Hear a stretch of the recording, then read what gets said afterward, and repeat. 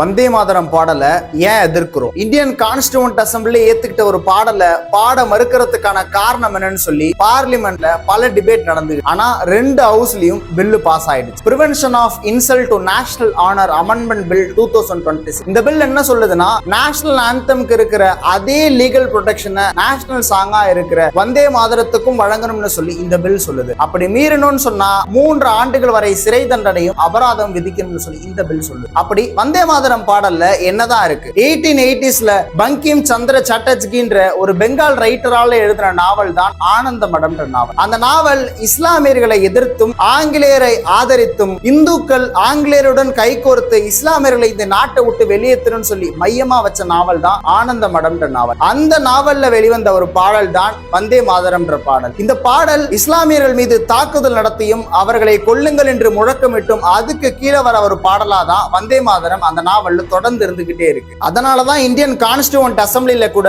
முதல் 2 பத்தியை தான் நேஷனல் சாங்கா ஏத்துக்கிட்டாங்க. மீதி வருகின்ற பத்திகள் எல்லாம் இந்து மத கடவுள்களை குறித்தும் அவர்களை போற்றியும் வருகின்றதுனால மீதி பத்திய ஏத்துக்கல. ஒரு மதத்தை எதிர்த்தும் இன்னொரு மதத்தை ஆதரித்தும் எழுதின ஒரு பாடல் இந்திய மதச்சார்பற்ற நாட்டுல எப்படி நேஷனல் சாங்கா ஏத்துக்க முடியும்? இந்த பில்லை பத்தி நீங்க என்ன நினைக்கிறீங்கன்னு சொல்லி மறக்காம கமெண்ட்ல சொல்லுங்க.